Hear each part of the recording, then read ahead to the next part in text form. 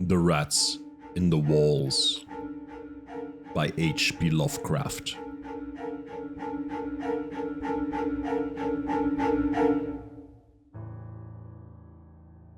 On July 16, 1923, I moved into Exham Priory after the last workman had finished his labors. The restoration had been a stupendous task, for little had remained of the deserted pile but a shell-like ruin. Yet because it had been the seed of my ancestors, I let no expense deter me. The place had not been inhabited since the reign of James I, when a tragedy of intensely hideous, though largely unexplained nature, had struck down the master, 5 of his children, and several servants, and driven forth under a cloud of suspicion and terror, the 3rd son, my lineal progenitor, and the only survivor of the abhorred line. With this sole heir denounced as a murderer, the estate had reverted to the crown, nor had the accused man made any attempt to exculpate himself or regain his property. Shaken by some horror greater than that of conscience or the law, and expressing only a frantic wish to exclude the ancient edifice from his sight and memory, Walter de la Poer, 11th Baron Exham, fled to Virginia and there founded a family which by the next century had become known as de la Poer. Exham Priory had remained untenanted, though later allotted to the estates of the Norris family and much studied because of its peculiarly composite architecture. An architecture involving Gothic towers resting on a Saxon or Romanesque substructure, whose foundation in turn was of a still earlier order or blend of orders. Roman and even Druidic or native Cymric, if legends speak truly. This foundation was a very singular thing, being merged on one side with the solid limestone of the precipice from whose brink the priory overlooked a desolate valley 3 miles west of the village of Anchester. Architects and antiquarians loved to examine this strange relic of forgotten centuries, but the country folk hated it. They had hated it hundreds of years before when my ancestors lived there, and they hated it now with the moss and mold of abandonment on it. I had not been a day in Anchester before I knew I came of an accursed house, and this week workmen have blown up Exham Priory and are busy obliterating the traces of its foundations. The bare statistics of my ancestry I had always known, together with the fact that my first American forebear had come to the colonies under a strange cloud. Of details, however, I had been kept wholly ignorant through the policy of reticence always maintained by the de la Poers. Unlike our planter neighbors, we seldom boasted of crusading ancestors or other medieval and Renaissance heroes. Nor was any kind of tradition handed down, except what may have been recorded in the sealed envelope left before the Civil War by every squire to his eldest son for posthumous opening.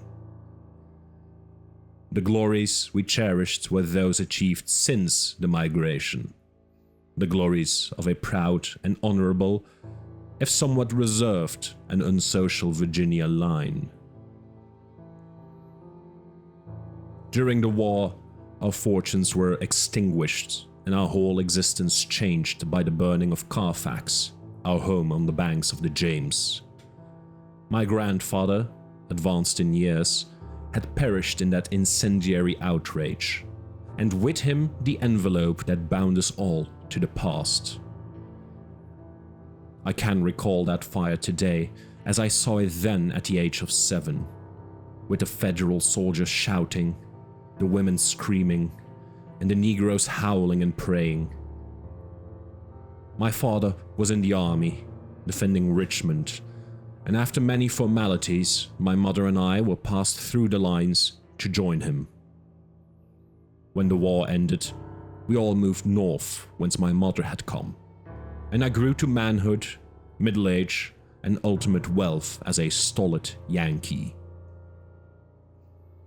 Neither my father nor I ever knew what our hereditary envelope had contained, and as I merged into the greyness of Massachusetts business life, I lost all interest in the mysteries which evidently lurked far back in my family tree. Had I suspected their nature, how gladly would I have left Exham Priory to its moss, bats, and cobwebs. My father died in 1904, but without any message to leave me or to my only child Alfred, a motherless boy of 10. It was this boy who reversed the order of family information, for although I could give him only jesting conjectures about the past, he wrote me of some very interesting ancestral legends when the late war took him to England in 1917 as an aviation officer. Apparently, the Delaports had a colorful and perhaps sinister history, for a friend of my son's, Captain Edward Norris of the Royal Flying Corps, dwelt near the family seat at Anchester and related some peasant superstitions which few novelists could equal for wildness and incredibility. Norris himself, of course, did not take them seriously, but they amused my son and made good material for his letters to me. It was this legendary which definitely turned my attention to my transatlantic heritage, and made me resolve to purchase and restore the family seat which Norris shewed to Alfred in its picturesque desertion, and offered get for him at a surprisingly reasonable figure, since his own uncle was the present owner.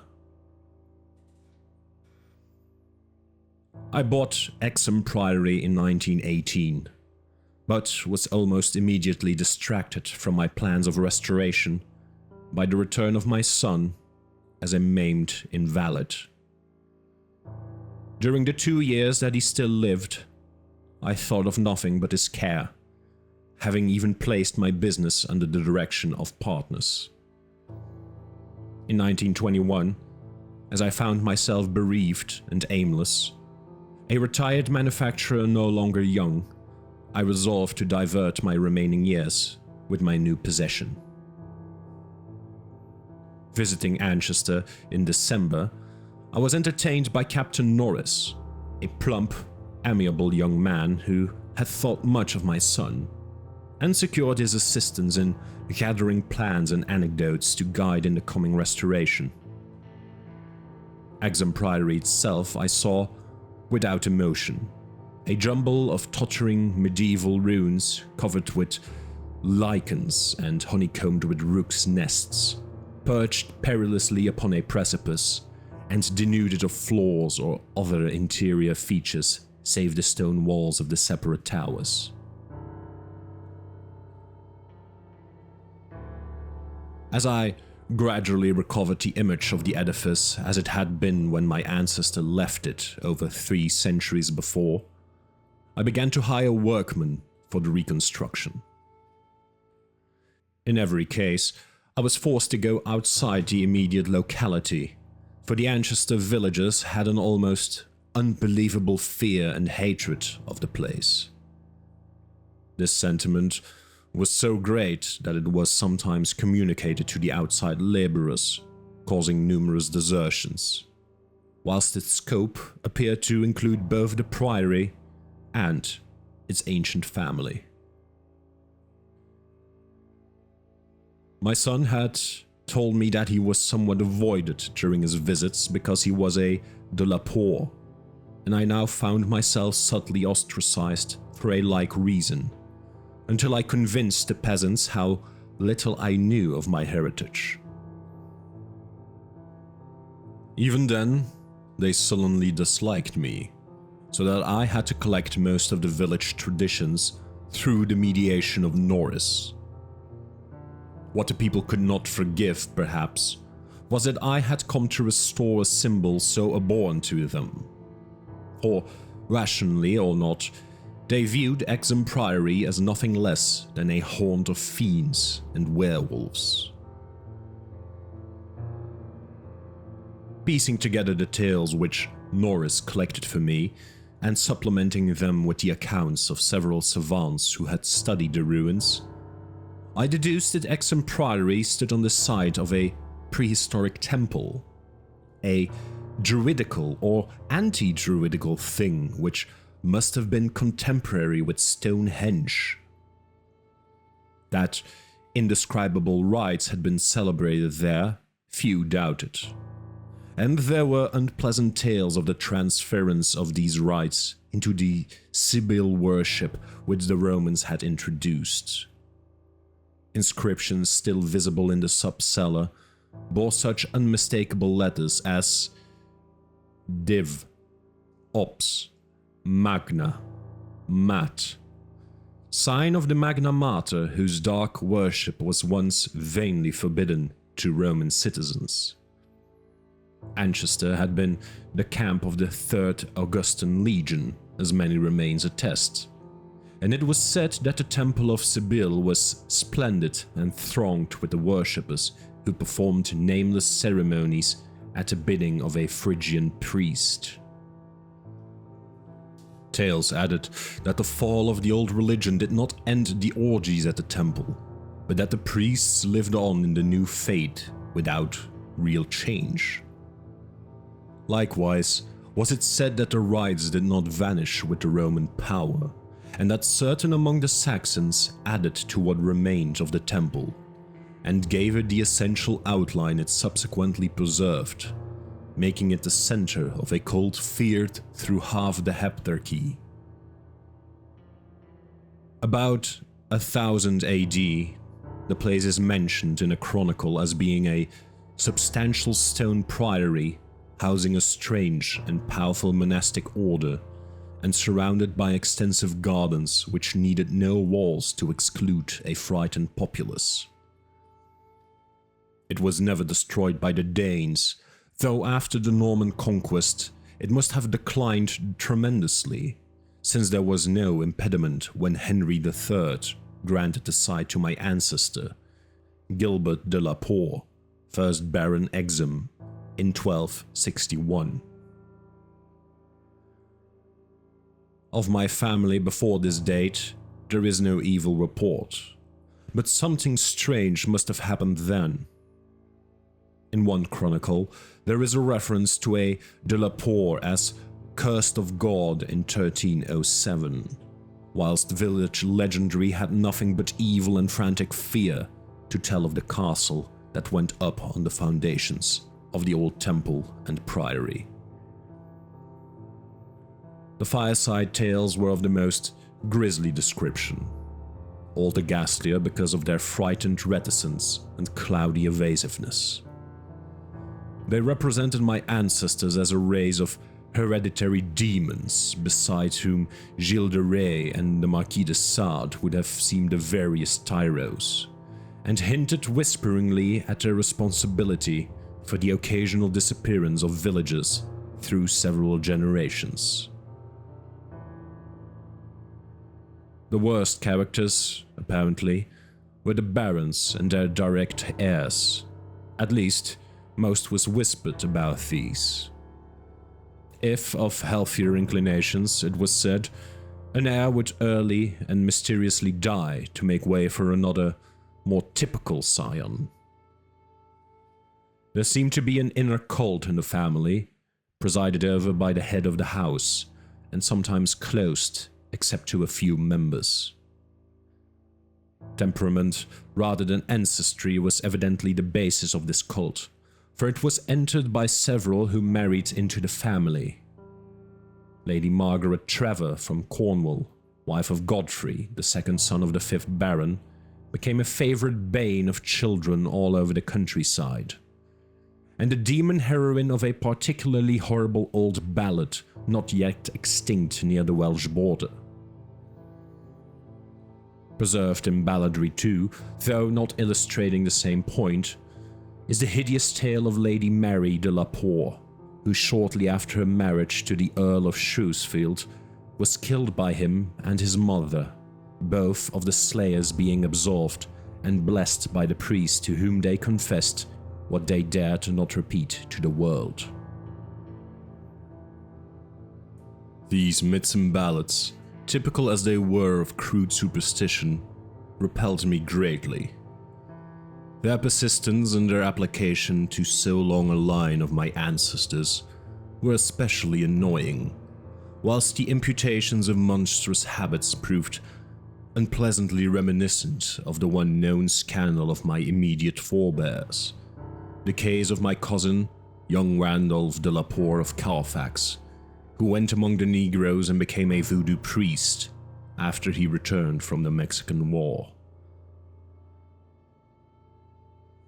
I was much less disturbed by the vaguer tales of wails and howling in the barren, windswept valley beneath the limestone cliff, of the graveyard stenches after the spring rains, of the floundering, squealing white thing on which Sir John Clave's horse had trod one night in a lonely field, and of the servant who had gone mad at what he saw in the priory in the full light of day.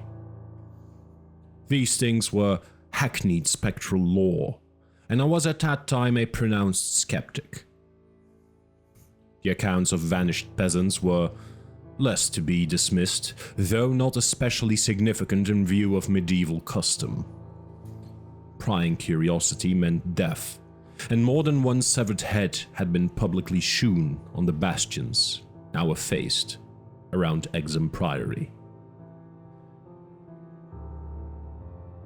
A few of the tales were exceedingly picturesque, and made me wish I had learned more of comparative mythology in my youth. There was, for instance, the belief that a legion of bat-winged devils kept witch Sabbath each night at the priory, a legion whose sustenance might explain the disproportionate abundance of coarse vegetables harvested in the vast gardens. And, most vivid of all, there was the dramatic epic of the Rats, the scampering army of obscene vermin which had burst forth from the castle 3 months after the tragedy that doomed it to desertion. The lean, filthy, ravenous army which had swept all before it and devoured fowl, cats, dogs, hogs, sheep, and even 2 hapless human beings before its fury was spent. Around that unforgettable rodent army, a whole separate cycle of myths revolves, for it scattered among the village homes and brought curses and horrors in its train. Such was the lore that assailed me as I pushed to completion, with an elderly obstinacy, the work of restoring my ancestral home. It must not be imagined for a moment that these tales formed my principal psychological environment. On the other hand, I was constantly praised and encouraged by Captain Norris and the antiquarians who surrounded and aided me. When the task was done, over 2 years after its commencement, I viewed the great rooms, wainscoted walls, vaulted ceilings, mullioned windows, and broad staircases with a pride which fully compensated for the prodigious expense of the restoration.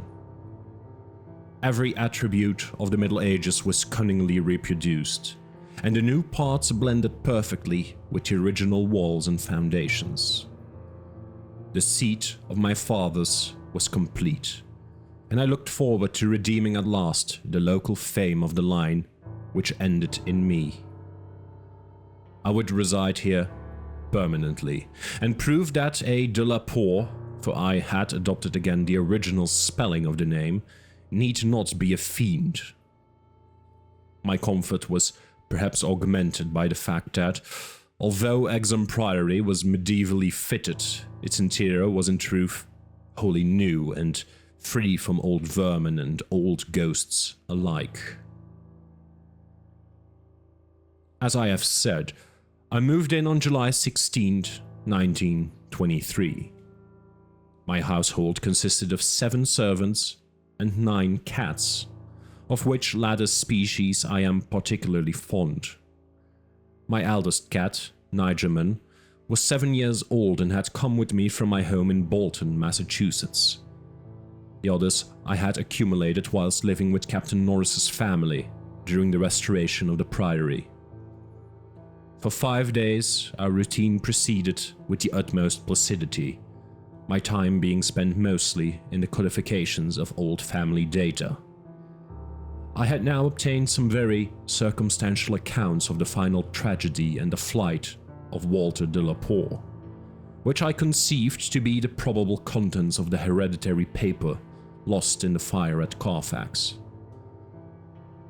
It appeared that my ancestor was accused, with much reason, of having killed all the other members of his household, except 4 servant confederates, in their sleep, about 2 weeks after a shocking discovery which changed his whole demeanor, but which, except by implication, he disclosed to no one save perhaps the servants who assisted him and afterward fled beyond reach. This deliberate slaughter, which included a father, 3 brothers and 2 sisters, was largely condoned by the villagers, and so slackly treated by the law that its perpetrator escaped honored, unharmed, and undisguised to Virginia. The general whispered sentiment being that he had purged the land of an immemorial curse. What discovery had prompted an act so terrible, I could scarcely even conjecture. Walter de la Poer must have known for years the sinister tales about his family, so that this material could have given him no fresh impulse. Had he, then, witnessed some appalling ancient rite, or stumbled upon some frightful and revealing symbol in the priory or its vicinity?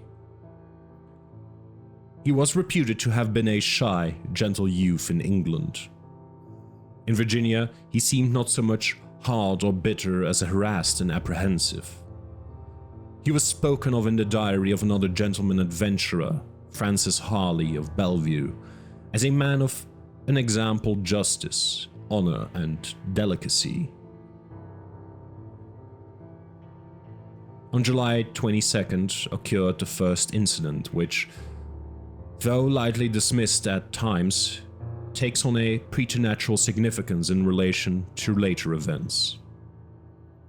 It was so simple as to be almost negligible, and could not possibly have been noticed under the circumstances, for it must be recalled that since I was in a building particularly fresh and new except for the walls, and surrounded by a well-balanced staff of servitors, apprehension would have been absurd despite the locality.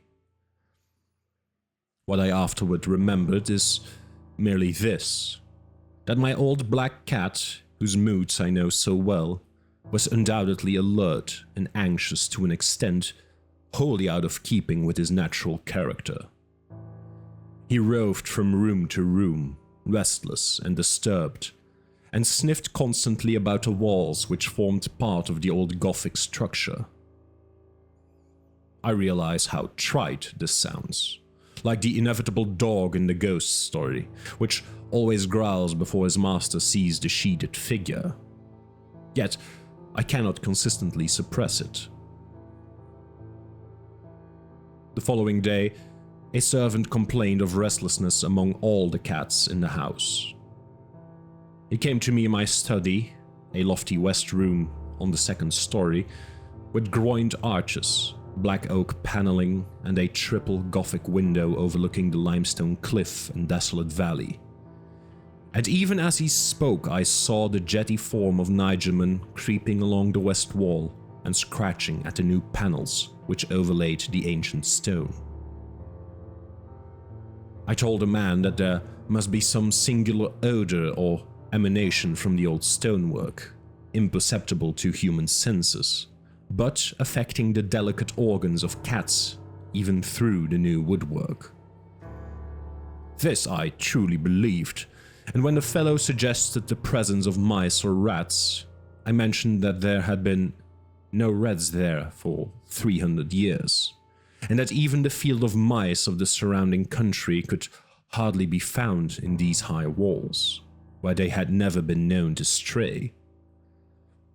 That afternoon, I called on Captain Norris, and he assured me that it would be quite incredible for field mice to infest the priory in such a sudden and unprecedented fashion. That night, dispensing as usual with a valet, I retired in the West Tower chamber which I had chosen as my own, reached from the study by a stone staircase and a short gallery, the former partly ancient, the latter entirely restored. This room was circular, very high and without wainscoting, being hung with arras which I had myself chosen in London.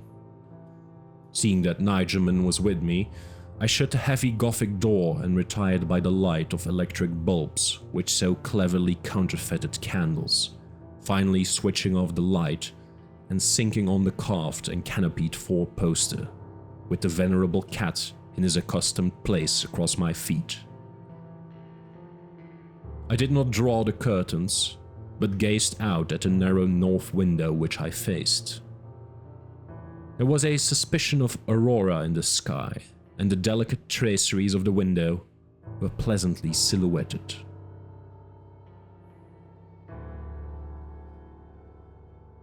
At some time, I must have fallen quietly asleep, for I recall a distinct sense of leaving strange dreams when the cat started violently from his placid position. I saw him in the faint auroral glow, head strained forward, 4 feet on my ankles and hind feet stretched behind. He was looking intensely at a point on the wall, somewhat west of the window, a point which, to my eye, had nothing to mark it, but toward which all my attention was now directed. And, as I watched, I knew that Nigelman was not vainly excited. Whether the arras actually moved, I cannot say. I think it did, very slightly. But what I can swear to is that behind it, I heard a low, distinct scurrying as of rats or mice. In a moment, the cat had jumped bodily on the screening tapestry, bringing the affected section to the floor with his weight and exposing a damp, ancient wall of stone, patched here and there by the restorers and devoid of any trace of rodent prowlers. Nigelman raced up and down the floor by this part of the wall, clawing the fallen arras and seemingly trying at times to insert a paw between the wall and the oaken floor. He found nothing, and after a time returned wearily to his place across my feet. I had not moved, but I did not sleep again that night.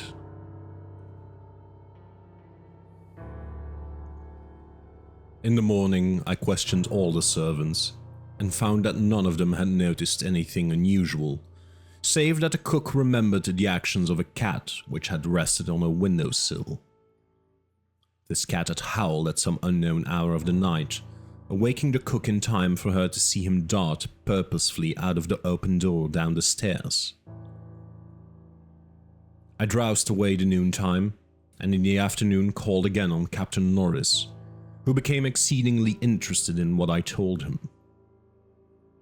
The odd incidents, so slight yet so curious, appealed to his sense of the picturesque, and elicited from him a number of reminiscences of local ghostly lore. We were genuinely perplexed at the presence of rats, and Norris lent me some traps in Paris Green, which I had the servants place in strategic localities when I returned. I retired early, being very sleepy, but was harassed by dreams of the most horrible sort. I seemed to be looking down from an immense height upon a twilit grotto, knee-deep with filth, where a white-bearded demon swineherd drove about with his staff a flock of fungus, flabby beasts whose appearance filled me with unutterable loathing. Then, as the swineherd paused and nodded over his task, a mighty swarm of rats rained down on the stinking abyss, and fell to devouring beasts and man alike. From this terrific vision, I was abruptly awakened by the motions of Nigelman, who had been sleeping as usual across my feet. This time, I did not have to question the source of his snarls and hisses, and of the fear which made him sink his claws into my ankle, unconscious of their effect. For on every side of the chamber, the walls were alive with nauseous sound, the verminous slithering of ravenous, gigantic rats. There was now no aurora to shew the state of the arras, the fallen section of which had been replaced, but I was not too frightened to switch on the light. As the bulbs leapt into radiance, I saw a hideous shaking all over the tapestry, causing the somewhat peculiar designs to execute a singular dance of death. This motion disappeared almost at once, and the sound with it. Springing out of bed, I poked at the arras with the long handle of a warming pan that rested near, and lifted one section to see what lay beneath. There was nothing but the patched stone wall, and even the cat had lost his tense realization of abnormal presences. When I examined the circular trap that had been placed in the room, I found all of the openings sprung, though no trace remained of what had been caught and had escaped. Further sleep was out of the question, so lighting a candle, I opened a door and went out into the gallery toward the stairs to my study, Nigelman following at my heels. Before we had reached the stone steps, however, the cat darted ahead of me and vanished down the ancient flight. As I descended the stairs myself, I became suddenly aware of sounds in the great room below, sounds of a nature which could not be mistaken. The oak-paneled walls were alive with rats, scampering and milling, whilst Nigelman was racing about with the fury of a baffled hunter. Reaching the bottom, I switched on the light, which did not this time cause the noise to subside. The rats continued their riot, stampeding with such force and distinctness that I could finally assign to their motions a definite direction. These creatures, in numbers apparently inexhaustible, were engaged in one stupendous migration from inconceivable heights to some depth conceivably or inconceivably below. I now heard steps in the corridor, and in another moment, 2 servants pushed open the massive door. They were searching the house for some unknown source of disturbance, which had thrown all the cats into a snarling panic and caused them to plunge precipitately down several flights of stairs and squat, yowling before the closed door to the subcellar.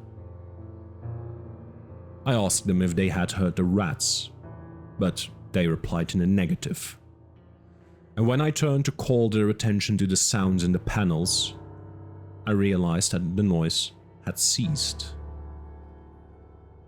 With the 2 men, I went down to the door of the subcellar, but found the cats already dispersed. Later, I was off to explore the crypt below, but for the present, I merely made a round of the traps. All was sprung, yet all were tenantless.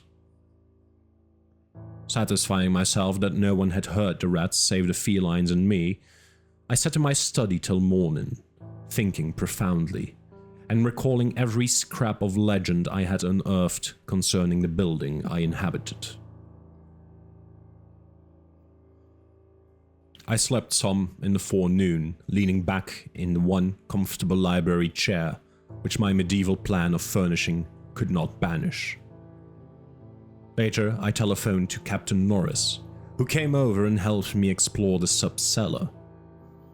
Absolutely nothing untoward was found, although we could not repress a thrill at the knowledge that this vault was built by Roman hands. Every low arch and massive pillar was Roman, not the debased Romanesque of the bungling Saxons, but the severe and harmonious classicism of the age of the Caesars. Indeed, the walls abounded with inscriptions familiar to the antiquarians who had repeatedly explored the place.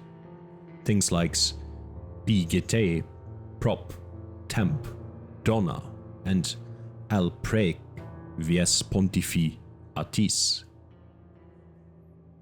The reference to Attis made me shiver, for I had read Catullus and know something of the hideous rites of the Eastern god, whose worship was so mixed with that of Sibyl.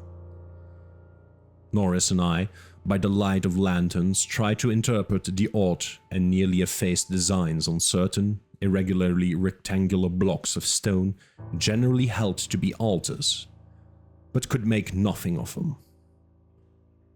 We remembered that one pattern, a sort of raised sun, was held by students to apply a non-Roman origin, suggesting that these altars had merely been adopted by the Roman priests from some older and perhaps aboriginal temple on the same site.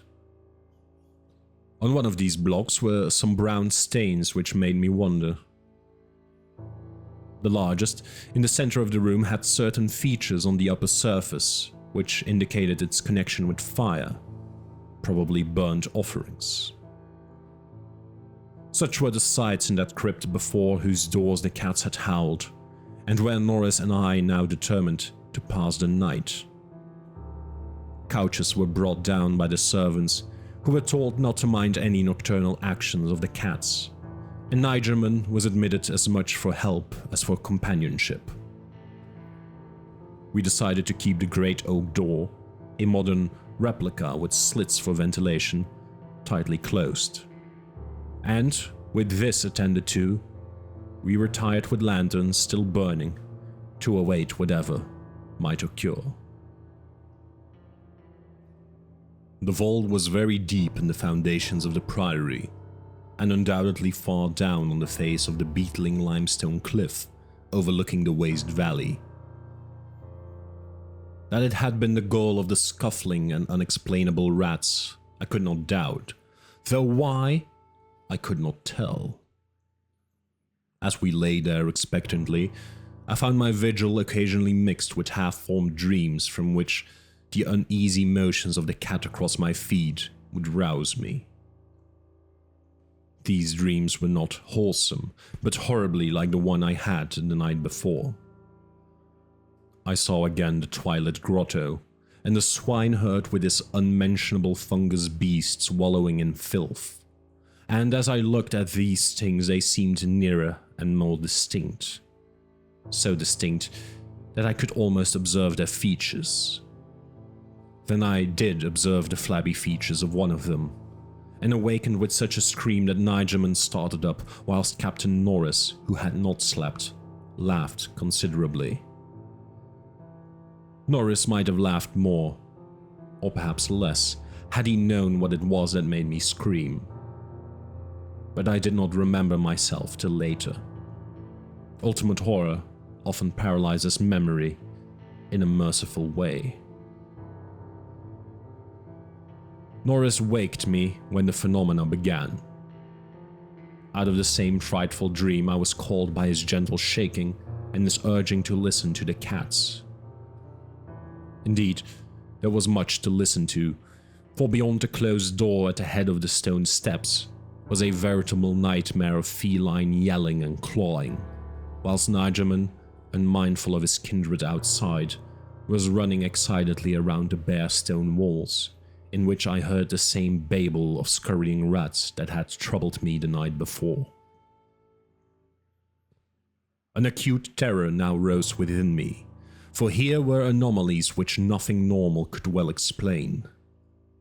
These rats, if not the creatures of a madness which I shared with the cats alone, must be burrowing and sliding in Roman walls I had thought to be of solid limestone blocks. Unless, perhaps, the action of water through more than 17 centuries had eaten winding tunnels, which rodent bodies had worn clear and ample. But even so, the spectral horror was no less, for if these were living vermin, why did not Norris hear their disgusting commotion? Why did he urge me to watch Nigelman and listen to the cats outside? And why did he guess wildly and vaguely at what could have aroused them? By the time I had managed to tell him, as rationally as I could, what I thought I was hearing, my ears gave me the last fading impression of the scurrying, which had retreated still downward, far underneath this deepest of subcellars, till it seemed as if the whole cliff below were riddled with questing rats. Norris was not as skeptical as I had anticipated, but instead seemed profoundly moved. He motioned to me to notice that the cats at the door had ceased their clamor, as if giving up the rats for lost, whilst Nigelman had a burst of renewed restlessness and was clawing frantically around the bottom of the large stone altar in the center of the room, which was nearer Norris's couch than mine. My fear of the unknown was at this point very great. Something astounding had occurred, and I saw that Captain Norris, a younger, stouter, and presumably more naturally materialistic man, was affected fully as much as myself. Perhaps because of his lifelong and intimate familiarity with local legend. We could for the moment do nothing but watch the old black cats as he pawed with decreasing fervor at the base of the altar, occasionally looking up and mewing to me in that persuasive manner which he used when he wished me to perform some favor for him. Norris now took a lantern close to the altar and examined the place where Nigelman was pawing, silently kneeling and scraping away the lichens of centuries which joined a massive pre-Roman block to the tessellated floor. He did not find anything, and was about to abandon his effort when I noticed a trivial circumstance which made me shudder, even though it implied nothing more than I had already imagined. I told him of it, and we both looked at its almost imperceptible manifestation with the fixedness of fascinated discovery and acknowledgement. It was only this: that the flame of the lantern set down near the altar was slightly, but certainly flickering from a draught of air, which it had not before received, and which came undoubtedly from the crevice between floor and altar when Norris was scraping away the lichens. We spent the rest of the night in the brilliantly lighted study, nervously discussing what we should do next. The discovery that some vault deeper than the deepest known masonry of the Romans underlay this accursed pile, some vault unsuspected by the curious antiquarians of 3 centuries, would have been sufficient to excite us without any background of the sinister. As it was, the fascination became twofold, and we paused in doubt whether to abandon our search or quit the priory forever in superstitious caution, or to gratify our sense of adventure and brave whatever horrors might await us in the unknown depths. By morning, we had compromised and decided to go to London to gather a group of archaeologists and scientific men fit to cope with the mystery. It should be mentioned that before leaving the subcellar, we had vainly tried to move the central altar, which we now recognized as the gate to a new pit of nameless fear. What secret would open the gate? Wiser men than we would have to find. During many days in London, Captain Norris and I presented our facts, conjectures, and legendary anecdotes to 5 eminent authorities, all men who could be trusted to respect any family disclosures which future explorations might develop. We found most of them little disposed to scoff, but instead intensely interested and sincerely sympathetic.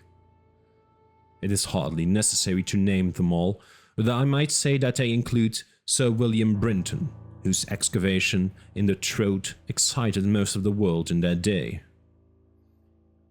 As we all took the train for Manchester, I felt myself poised on the brink of frightful revelations, a sensation symbolized by the air of mourning among the many Americans, at the unexpected death of the president on the other side of the world. On the evening of August 7th, we reached Exham Priory, where the servants assured me that nothing unusual had occurred. The cat, even old Nigerman, had been perfectly placid, and not a trap in the house had been sprung. We were to begin exploring on the following day, awaiting which I assigned well-appointed rooms to all my guests. I myself retired in my own tower chamber, with Nigerman across my feet. Sleep came quickly, but hideous dreams assailed me. There was a vision of a Roman feast like that of Trimalchio, with a horror in a covered platter. Then came that damnable, recurrent thing about the swineherd and his filthy drove in the Twilight Grotto. Yet, when I awoke, it was full daylight, with normal sounds in the house below. The rats, living or spectral, had not troubled me, and Nigerman was quietly asleep. On going down, I found that the same tranquility had prevailed elsewhere, a condition which one of the assembled savants, a fellow named Thornton, devoted to the psychic, rather absurdly laid to the fact that I had now been shewn the thing which certain forces had wished to shew me. All was now ready, and at 11 a.m., our entire group of 7 men, bearing powerful electric searchlights and implements of excavation, went down to the sub-cellar and bolted the door behind us. Nigerman was with us, for the investigators found no occasion to despise his excitability, and were indeed anxious that he be present in case of obscure rodent manifestations. We noted the Roman inscriptions and unknown altar designs only briefly, for 3 of the savants had already seen them, and all knew their characteristics. Prime attention was paid to the momentous central altar, and within an hour Sir William Brinton had caused it to tilt backward, balanced by some unknown species of counterweight. There now lay revealed such a horror as would have overwhelmed us had we not been prepared. Through a nearly square opening in the tiled floor, sprawling on a flight of stone steps so prodigiously worn that it was little more than an inclined plane at the center, was a ghastly array of human or semi-human bones. Those which retained their collocation as skeletons shewed attitudes of panic fear, and over all were the marks of rodent gnawing. The skulls denoted nothing short of utter idiocy, cretinism, or primitive semi-apedom. Above the hellishly littered steps arched a descending passage seemingly chiseled from the solid rock, and conducting a current of air. This current was not a sudden and noxious rush as from a closed vault, but a cool breeze with something of freshness in it. We did not pause long, but shiveringly began to clear a passage down the steps. It was then that Sir William, examining the hewn walls, made the odd observation that the passage, according to the direction of the strokes, must have been chiseled from beneath. I must be very deliberate now and choose my words. After ploughing down a few steps amidst the gnawed bones, we saw that there was light ahead. Not any mystic phosphorescence, but a filtered daylight which could not come except from unknown fissures in the cliff that overlooked the waste valley. That such fissures had escaped notice from outside was hardly remarkable, for not only is the valley wholly uninhabited, but the cliff is so high and beetling that only an aeronaut could study its face in detail. A few steps more, and our breaths were literally snatched from us by what we saw. So literally that Thornton, the psychic investigator, actually fainted in the arms of the dazed man who stood behind him. Norris, his plump face utterly white and flabby, simply cried out inarticulately, whilst I think that What I did was to gasp or hiss and cover my eyes. The man behind me, the only one of the party older than I, croaked a hackneyed "My God!" in the most cracked voice I ever heard. Of 7 cultivated men, only Sir William Brinton retained his composure, a thing more to his credit because he led the party and must have seen the sight first. It was a twilit grotto of enormous height, stretching away farther than any eye could see, a subterraneous world of limitless mystery and horrible suggestion. There were buildings and other architectural remains. In one terrified glance I saw a weird pattern of tumuli, a savage circle of monoliths, a low-domed Roman ruin, a sprawling Saxon pile, and an early English edifice of wood. But all these were dwarfed by the ghoulish spectacle presented by the general surface of the ground. For yards about the steps extended an insane tangle of human bones, or bones at least as human as those on the steps. Like a foamy sea they stretched, some fallen apart but others wholly or partly articulated as skeletons.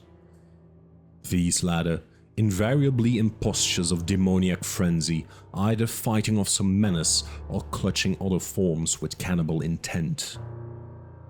When Dr. Trask, the anthropologist, stooped to classify the skulls, he found a degraded mixture which utterly baffled him. They were mostly lower than the Piltdown man in the scale of evolution, but in every case definitely human. Many were of higher grade, and a very few were the skulls of supremely and sensitively developed types. All the bones were gnawed, mostly by rats but somewhat by others of the half-human drove. Mixed with them were many tiny bones of rats, fallen members of the lethal army which closed the ancient epic. I wonder that any man among us lived and kept his sanity through that hideous day of discovery. Not Hoffman or Huysmans could conceive a scene more wildly incredible, more frenetically repellent, or more gothically grotesque than the twilit grotto through which we 7 staggered, each stumbling on revelation after revelation, and trying to keep for the nonce from thinking of the events which must have taken place there 300 years, or 1,000, or 2,000, or 10,000 years ago. It was the antechamber of hell, and poor Thornton fainted again when Trask told him that some of the skeleton things must have descended as quadrupeds through the last 20 or more generations. Horror piled on horror as we began to interpret the architectural remains. The quadruped things, with their occasional recruits from the biped class, had been kept in stone pens, out of which they must have broken in their last delirium of hunger or rat fear. There had been great herds of them, evidently fattened on the coarse vegetables whose remains could be found as a sort of poisonous ensilage at the bottom of huge stone bins older than Rome. I knew now why my ancestors had such excessive gardens. Would to heaven I could forget. The purpose of the herds I did not have to ask. Sir William, standing with his searchlight in the Roman ruin, translated aloud the most shocking ritual I have ever known, and told of the diet of the antediluvian cult which the priests of Cybele found and mingled with their own. Norris, used as he was to the trenches, could not walk straight when he came out of the English building. It was a butcher shop and kitchen. He had expected that, but it was too much to see familiar English implements in such a place, and to read familiar English graffiti there, some as recent as 1610. I could not go in that building whose demon activities were stopped only by the dagger of my ancestor, Walter de la Poer. What I did venture to enter was the low Saxon building, whose oaken doors had fallen, and there I found a terrible row of 10 stone cells with rusty bars. 3 had tenants, all skeletons of high grade, and on the bony forefinger of one I found a seal ring with my own coat of arms. Sir William found a vault with far older cells below the Roman chapel, but these cells were empty. Below them was a low crypt with cases of formally arranged bones, some of them bearing terrible parallel inscriptions carved in Latin, Greek, and the tongue of Phrygia. Meanwhile, Dr. Trask had opened one of the prehistoric tumuli and brought to light skulls, which were slightly more human than a gorilla's, and which bore indescribable ideographic carvings. Through all this, my cat stalked unperturbed. Once I saw him monstrously perched up a mountain of bones and wondered at the secrets that might lie behind his yellow eyes.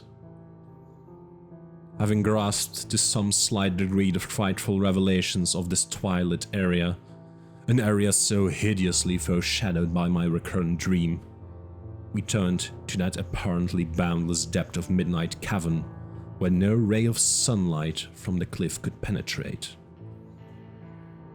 We shall never know what sightless Stygian worlds yawned beyond the little distance we went, for it was decided that such secrets are no good for mankind. But there was plenty to engross us close at hand, for we had not gone far before the searchlights shoot that accursed infinity of pits in which the rats had feasted, and whose sudden lack of replenishment had driven the ravenous rodent army first to turn on the living herds of starving things, and then to burst forth from the priory in that historic orgy of devastation which the peasants will never forget. God, those carrion black pits of sword-picked bones and open skulls. Those nightmare chasms choked with the pithecanthropoid, Celtic, Roman and English bones of countless unhallowed centuries. Some of them were full, and none can say how deep they had once been. Others were still bottomless to our searchlights, and peopled by unnameable fancies. What, I thought, of the hapless rats that stumbled into such traps amidst the blackness of their quests in this grisly Tartarus? Once, my foot slipped near a horribly yawning brink, and I had a moment of ecstatic fear. I must have been musing a long time, for I could not see any of the party but the plump Captain Norris. Then, there came a sound from that inky boundless, farther distance than I thought I knew. And I saw my old black cat dart past me like a winged Egyptian god, straight into the illimitable gulf of unknown. But I was not far behind, for there was no doubt after another second. It was the eldritch scurrying of those fiend-born rats, always questing for new horrors and determined to lead me on even unto those grinning caverns of Earth's center, where Nyarlathotep, the mad faceless god, howls blindly to the piping of 2 amorphous idiot flute players. My searchlight expired, but still I ran. I heard voices, and yowls and echoes, but above all there gently rose that impious, insidious scurrying. Gently rising as a stiff, bloated corpse gently rises above an oily river that flows under endless onyx bridges to a black putrid sea. Something bumped into me, something soft and plump. It must have been the rats. The viscous, gelatinous, ravenous army that feast on the dead and the living. Why shouldn't rats eat a de la poor as a de la poor eats forbidden things? The war ate my boy, damn them all, and the Yanks ate Carfax with flames and burned Grandster de la Poor and the secret.